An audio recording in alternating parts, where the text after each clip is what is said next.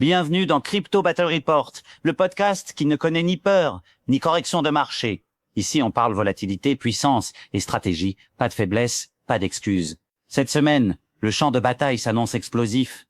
Décision de la Fed, BCE en mode tension, négociation Chine-USA sous haute pression et en prime, la clôture massive des options vendredi. Autant dire que le combat sera total, le marché va bouger et seuls les plus rapides survivront. Première ronde, l'or vacille. Je vous l'avais dit, l'or était sur le point de cracher. Et nous y sommes. Le métal jaune vient de passer sous la barre symbolique des 4000 $, et quand l'or plonge, c'est tout un flux d'argent qui se libère. Souviens-toi de ce chiffre, la capitalisation de l'or, c'était 30 000 milliards. Une baisse de 10%, c'est 3 000 milliards qui se déplacent. Et devine où cet argent va aller, exactement dans les cryptoactifs. Le marché total des cryptos, c'est environ 3 000 milliards. Autrement dit, si une petite fraction du capital de l'or migre vers Bitcoin ou Ethereum, on pourrait avoir un vrai catalyseur de super cycle. Deuxième round, le Bitcoin se prépare. Après un nouvel atterrissage sur le S&P 500 et le Nasdaq, les marchés tradis sont euphoriques. Mais dans l'ombre, les investisseurs intelligents, les vrais guerriers, accumulent du Bitcoin. Regardez, MicroStrategy encore. 43 millions de dollars, 390 BTC achetés comme si de rien n'était. Bitmain, 3,3 millions d'Ethereum accumulés. À eux deux, ils détiennent près de 5% de la supply. C'est colossal. Ils savent que la bataille qui arrive se jouera sur le terrain crypto. Et dans l'arène, le Bitcoin construit sa base.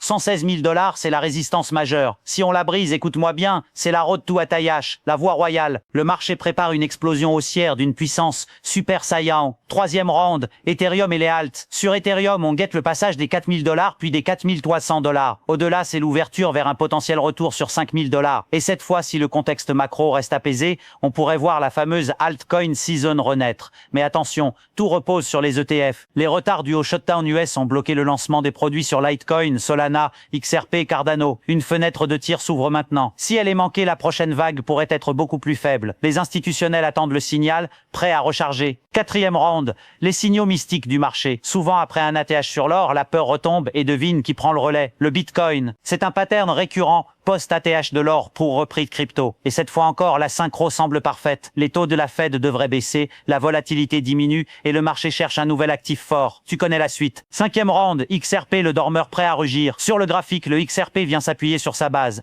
Il zigzague, mais il se prépare. Objectif 3,10. Si ça casse, on pourrait assister à un véritable retour de flamme. Rappelle-toi, XRP a déjà surpris le marché. Et cette fois, il pourrait bien déclencher la vague suivante sur les alts. Amana. Dernier round, le mental du guerrier. Ce marché n'est pas pour les faibles. Il teste ta discipline, ton sang-froid et ta vision. Quand la peur domine, accumule. Quand tout le monde s'excite, reste calme. Et surtout, n'oublie pas, ce n'est pas dans la montée qu'on devient fort. C'est dans la tempête. L'or s'effondre. Le Bitcoin se renforce. Ethereum chauffe. Les gros investisseurs sont de retour. Et toi, tu n'as qu'une mission. Rester concentré, rester informé et frapper fort au bon moment. Ici Vegeta pour Crypto Battle Report. Abonne-toi, reste en super saillant et prépare-toi pour la prochaine explosion. C'est tout pour aujourd'hui, guerrier. À demain pour un nouveau combat sur les marchés.